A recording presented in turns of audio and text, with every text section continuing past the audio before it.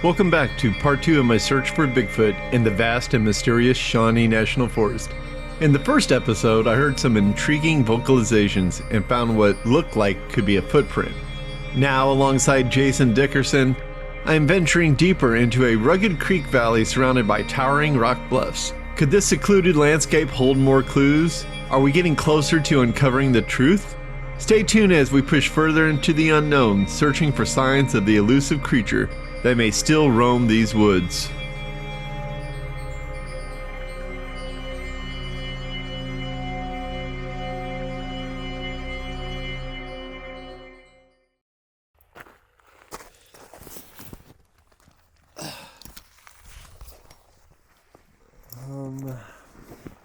I don't know what this is, guys. I really don't. Is it a footprint? It looks like it has toes, and here's another indent right here, and from there to here I could spread my legs as far as I can and barely reach between the two. In part 1, you saw me scanning the imprint with my phone. These are the results. Although not as detailed as I had hoped, notice the depth of the track, which we were not able to duplicate. I also think it verifies my belief on which direction the individual was traveling.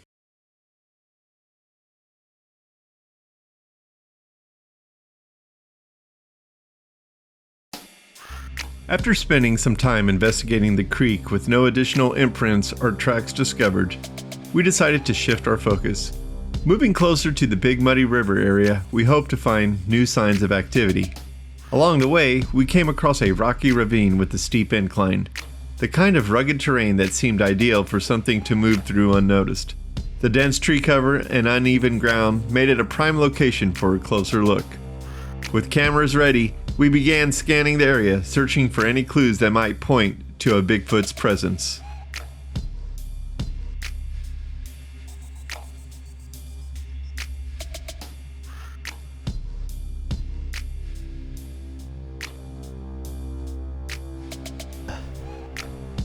This looks like an area where, you know, like we've been told before, like they like to follow the creeks, right? So maybe there's a food, who knows if there's any type of food source here, but it's pretty rugged, and something could really hide in these berms away from the road, especially at night, wouldn't you think? And I mean, if you're able to walk across stones, like the stones aren't that big, I mean, it wouldn't be much for a creature to be able to use this as a highway, so to speak. Yeah, the Big Muddy's not too far from here at all. So we're going to do a little exploring and see what we come up with along this area.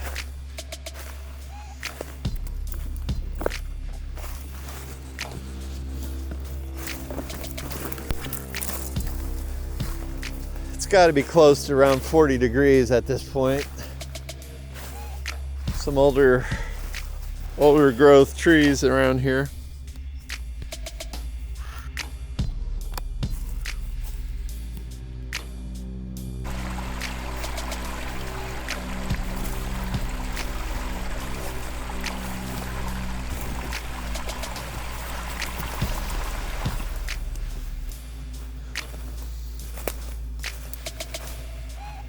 Although there's thistles and such, I can tell like animals have been traveling around here, so it kind of helps with that.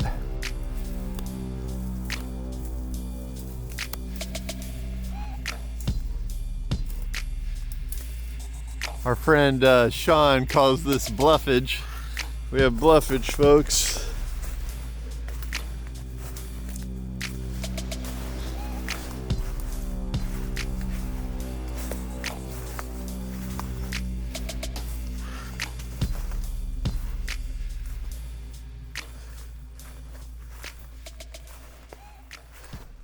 Now,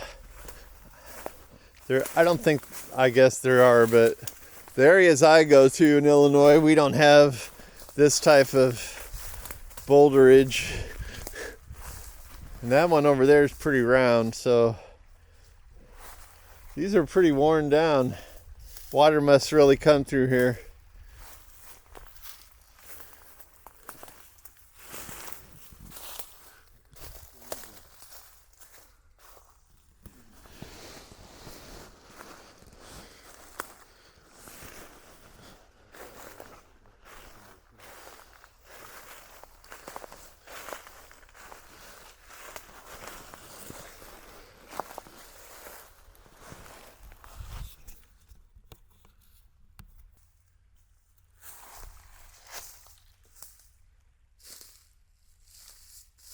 I'm actually surprised how warm it is today. Last night it got pretty damn cold, and then this morning, even from daybreak, seemed a lot warmer than it was last night.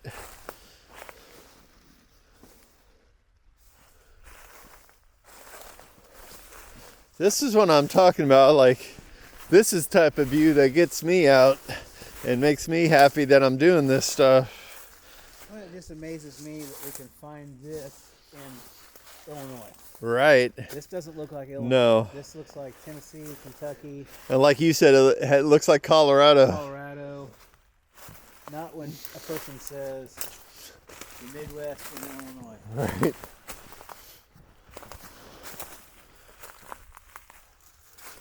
Look at all the, I mean, even in one area you have like a variety of unusual formation and rock.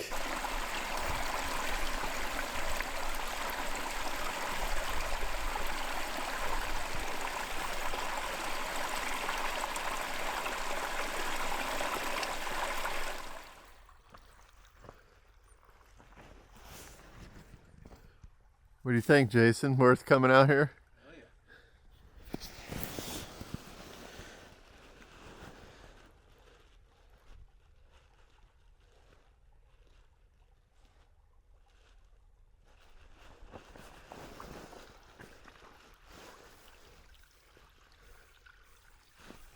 Best part of squatching. Explore them.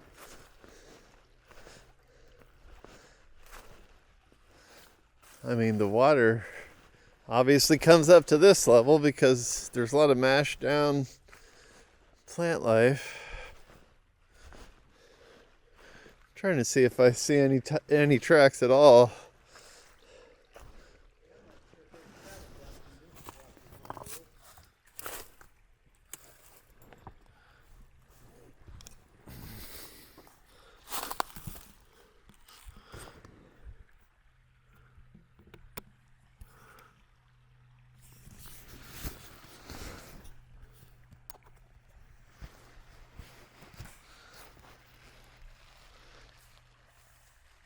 I don't know, but we are. Apparently the mineral content of the water and soil down here makes this bluish tint in a lot of the creeks here.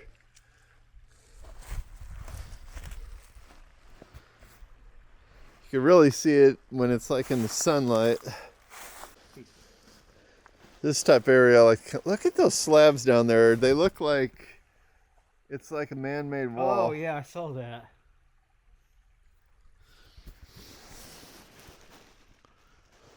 It's funny how rounded off it is. Yeah. Like you can tell, this one was jagged at one point in time, but the water's just rounded to point. Now this rock over here, there's a lot of bluffage around here with this type of formation on it. It's got like pockets in it. Oh, where the minerals are softer than Yeah. the rock around it. Yeah. I love that.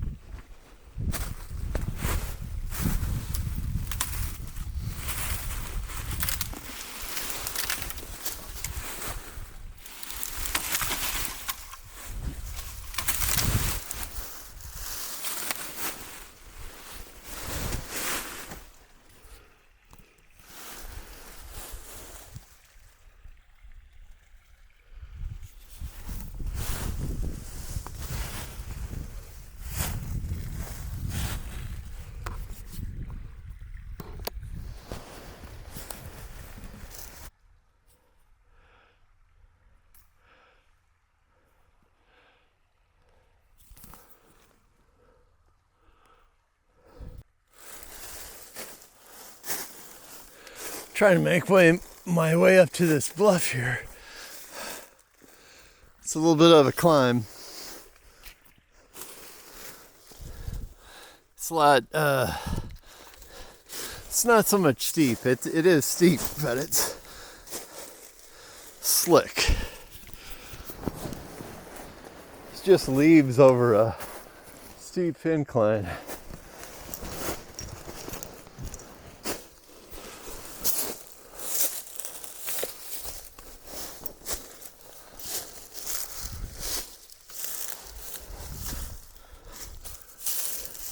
Trying to watch out for snakes.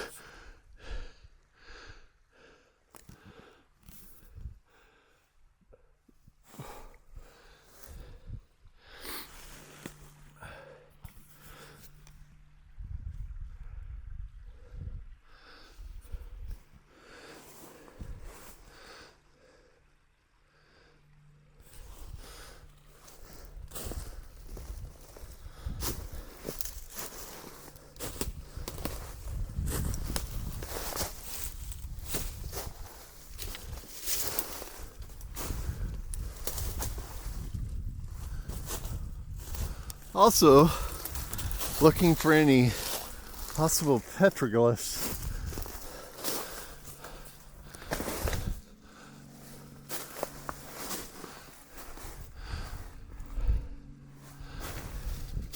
Some interesting markings right there. I don't know if that's natural or not.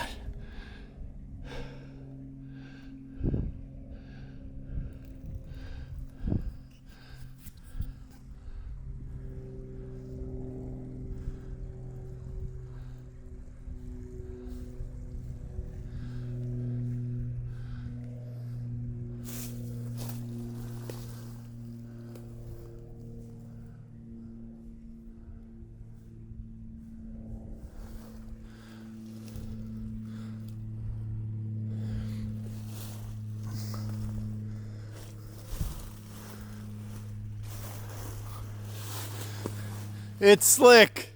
Yeah, it is.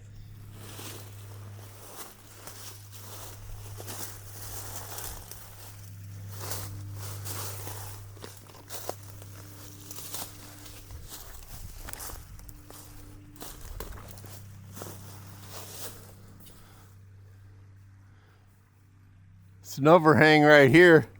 There's an overhang up here.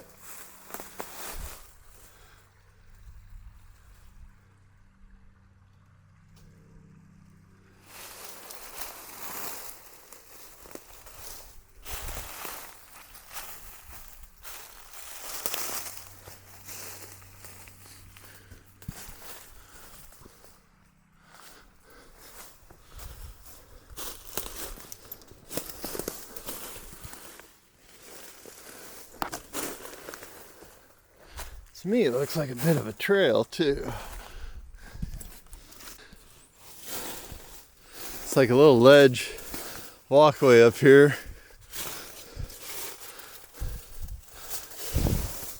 Ooh.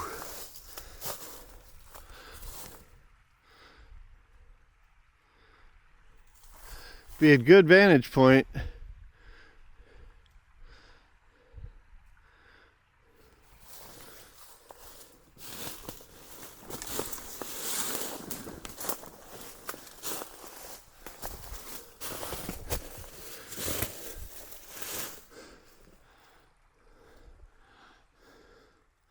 I mean, there could be petroglyphs underneath this moss.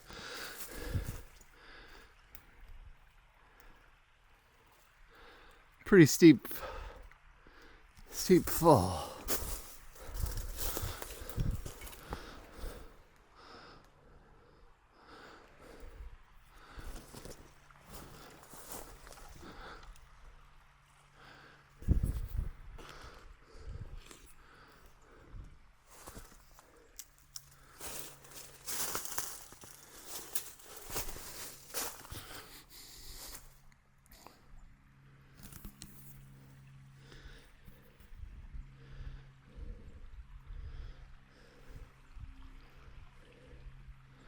Some old trees on this hillside.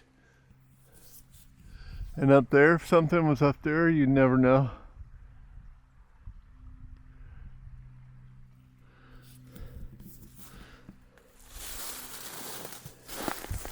You would never know.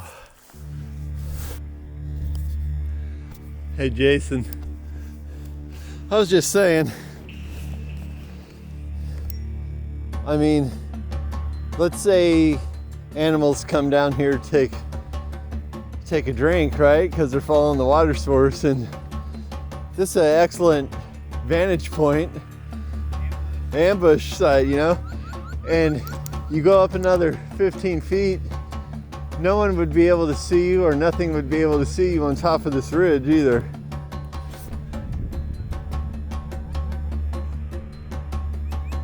It's a little bit of a rough climb. It's deceiving because it's hard to, you know, distance-wise, you think, okay, it's not that far, and then you start climbing, and it's slick as shit. Like, these leaves are slick as shit.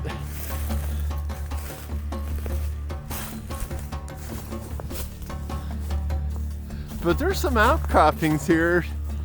I mean, if you were desperate, you could crawl under some of these outcroppings and bed down, get out of the weather. I was kind of thinking there could be petroglyphs here or something. I mean, we're not going to be the first men that come around here.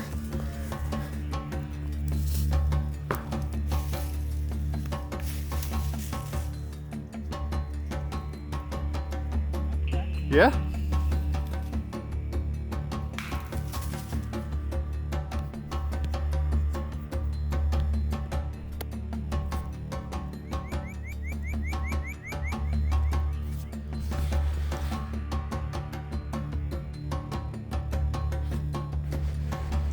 I'm gonna do a whoop because I know Carrie. Whoop!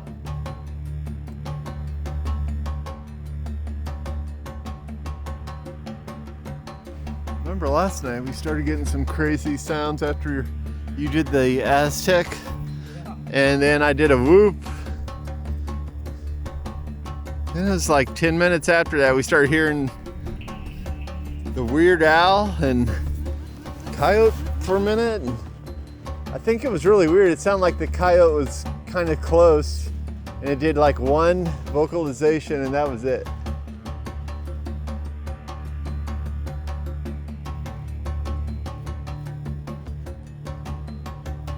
Let's do it. Hang on. All right, Jason using the death whistle in Boulder Valley.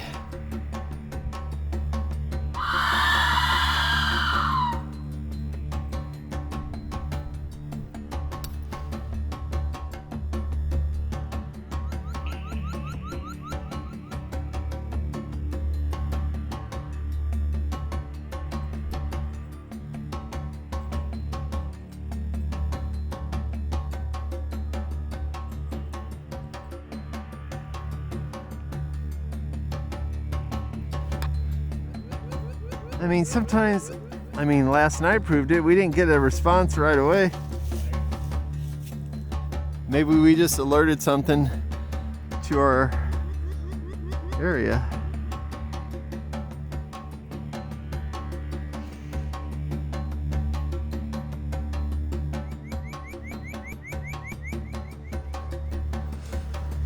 I think this rock up here looks weird because it's like standing on end. I was going to point that out to you. I don't know if it tumbled down and that's just where it ended up. I mean, more than likely, but it also looks deliberately placed.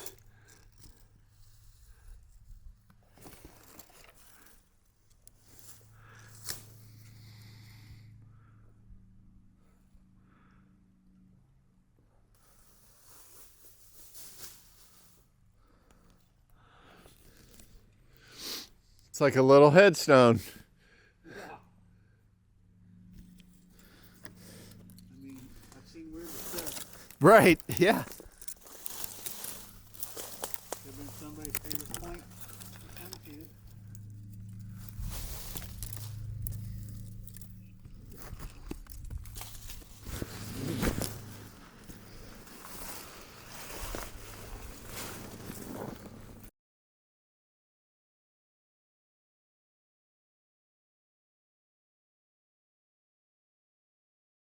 What we got here?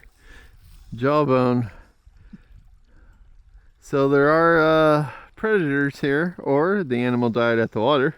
What do you think that it might be? Small animal of some type? Yeah. Small mammal. Could be I don't know, what would that be? Raccoon, possum? It's wore down, so I don't know. Any teeth marks on it or anything? Well, I don't know if that's where. Oh yeah, I see that. It. I think so. I mean, squirrels eat Sure, yeah. calcium. Well, yeah, if anything passes away, the animals are gonna Scavenge it. porcupines. Did you ever watch that video on YouTube where they took a deer carcass in the woods? Yep. Down and used time-lapse cameras? Actually, I think Doug Hycheck might have done that for Monster Quest once, I believe, just to show how quickly things. Right. I think like a deer carcass went away in like a few days. Oh yeah, within. I think this was like a university or college. I think I've seen that.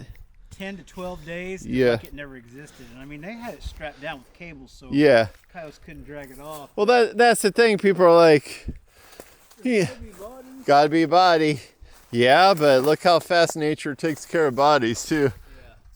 And I'm not saying, again, I'm a skeptic, but it just goes to show you how quickly things can go.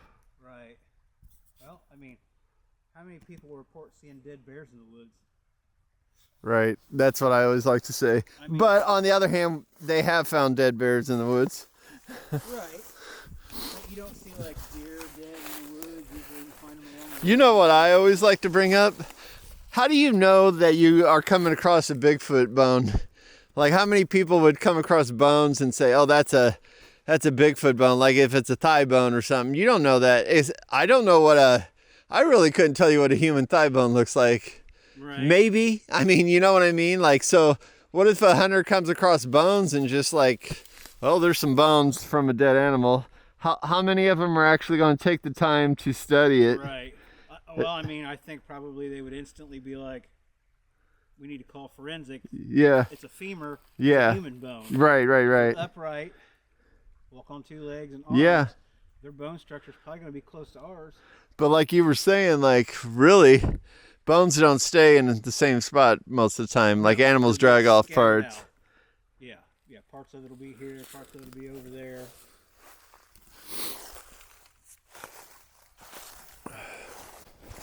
So if we weren't out looking, you'd never know that there was a road there. Right. Yeah. And you guys are Jeep guys. Jeep guys like to explore roads like this. Yes. Yeah, just like last night, I got super excited when I saw we had to cross low water.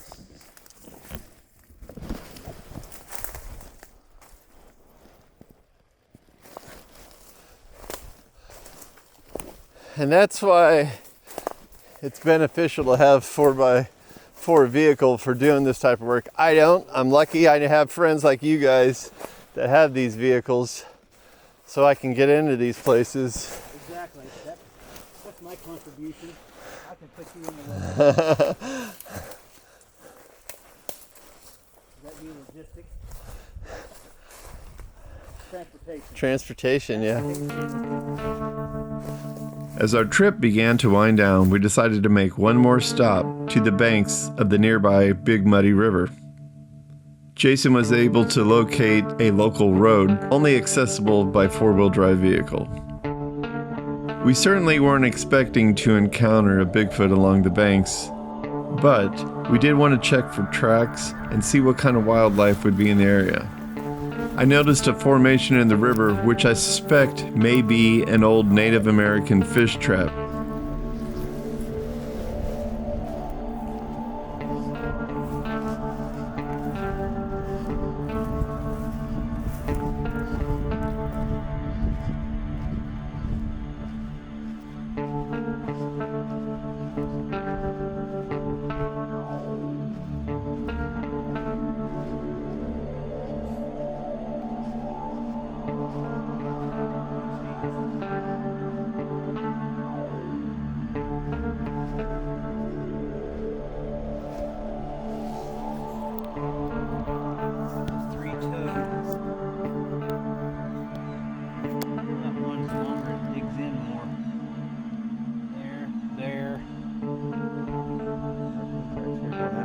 but I'm talking about the bigger three-toed looking.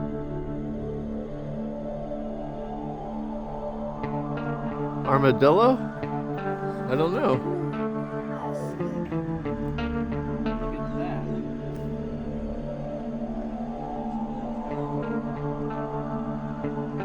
Is that size? See? Look at the toe mark on that. Well, it's not an alligator. You see what I'm saying? That's not a drag mark because Yeah. the heel. That one is sharp. That one's kind of like dug in. And then there's another one. And then look at that. Yeah, that's the left, right. I don't know what the hell that is. It's a good question.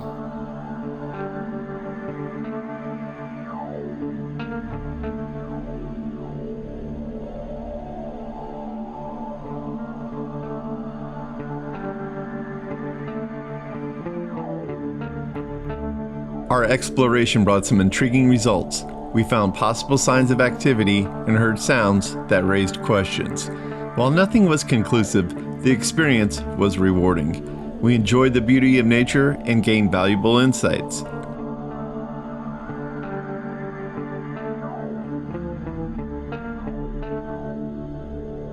We'll be back soon to continue our search for answers.